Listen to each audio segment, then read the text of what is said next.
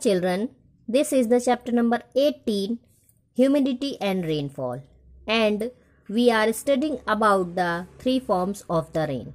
The three forms of the rain are convectional rains, orographic rains and cyclonic rains. So today we will read about them.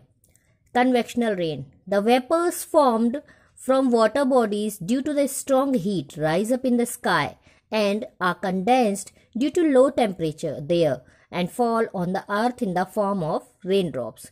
This process is called convection since the rainfall occurs because of the above mentioned process. It is called convectional rain. See the diagram number 38, convectional rains. From the sea, the water vapors in the sky, and here the vapor condense and make clouds and then fall in the form of the raindrops. तो students, जैसे कि आपने देखा है, बहुत ज़्यादा heat मिलने के बाद पानी जो है वो भाप बनकर ऊपर उड़ने लगता है. इसी तरह की प्रोसेस से जो बहुत ज़्यादा यदि गर्म प्रदेश होते हैं या गर्मी होती है तो जो अर्थ का जो वाटर होता है वह डिफरेंट बॉडीज से वो भाप बनकर ऊपर उड़ जाता है. वहाँ पर एटमॉस्फेयर टेम्परेचर कूल होने के कारण वहाँ पर कंडेंस हो जाता है, इकट्ठा हो जाता है और फिर अर्थ पर वो रेन ड्रॉप्स के रूप में, बारिश के रूप में गिरता है. यह जो प्रोसेस होती है वह कन्वेक्शन कहलाती है और इस तरह की प्रोसेस से होने वाली बारिश को कन्वेक्शनल रेन बोला जाता है. Orographic rain. When a mountain comes in the path of moisture, laden winds from sea to land, it starts climbing the mountains. On reaching great heights, it cool down and precipitates in the form of rain. This is called orographic rain. जब समुद्र से हवाएं चलती हैं, इस धरती की तरफ, स्थल की तरफ हवाएं चलती हैं तो उनके रास्ते में जो पर्वत आ जाते हैं, माउंटेन आ जाते हैं, वो उन हवाओं के लिए स्टॉपर का काम करते हैं और उनकी वजह से जो हवाएं होती हैं वो ऊपर उठने लगती हैं. अधिक ऊंचाई पर पहुंचने के कारण वहां पर टेम्परेचर जो है वो ठंडा होता है और इसलिए वहां पर बारिश होने लगती है. इस तरह की जो बारिश होती है उसे ओरोग्राफिक रेन कहा जाता है.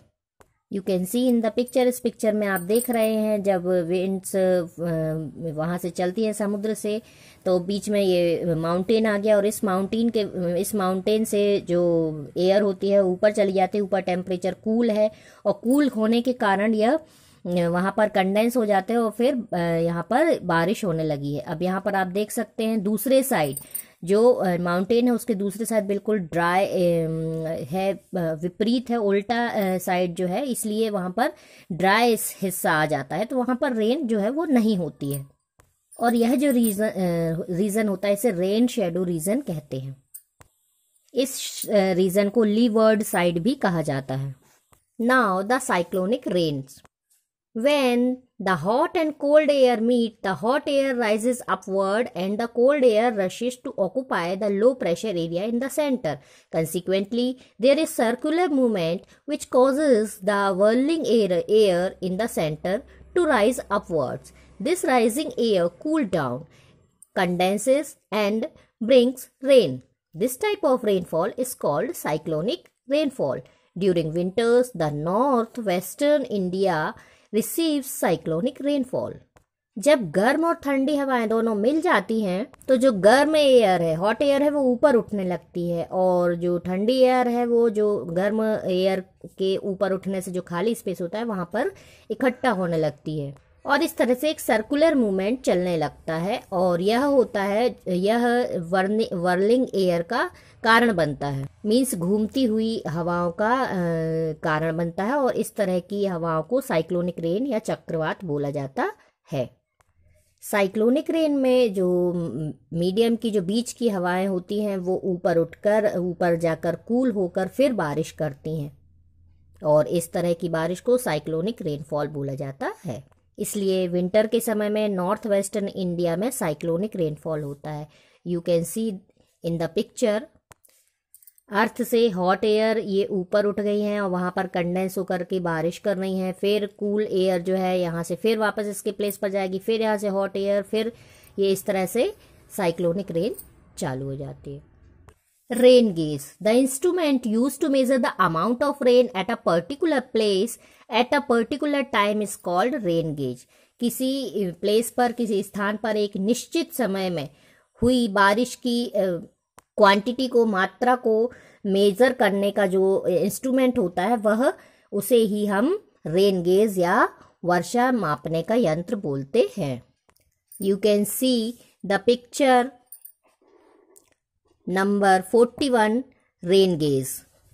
आप देख रहे हैं कि इसमें ये बीकर है, ये बीकर जिसमें उसके अंदर एक कांच का बर्तन या उस दूसरा बीकर रखा जाता है जो कि उसके अंदर समा सके.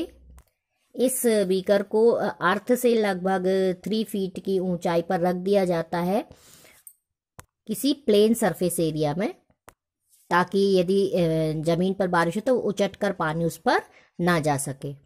और आप देख रहे हैं कि इसमें एक वेसल रख दी जाती है और फिर 24 आवर्स में बारिश का जो जल होता है, जो इतना इसमें इकट्ठा होता है, उसे ये सेंटीमीटर वाले इसमें इंस्ट्रूमेंट में इसमें डाल दिया जाता है बीकर में. और फिर इस तरह से जितने सेंटीमीटर इसमें शो होता है उतना सेंटीमीटर 24 आवर्स में रेनफॉल को मेजर कर लिया जाता है. So students, today your chapter number 18 is completed.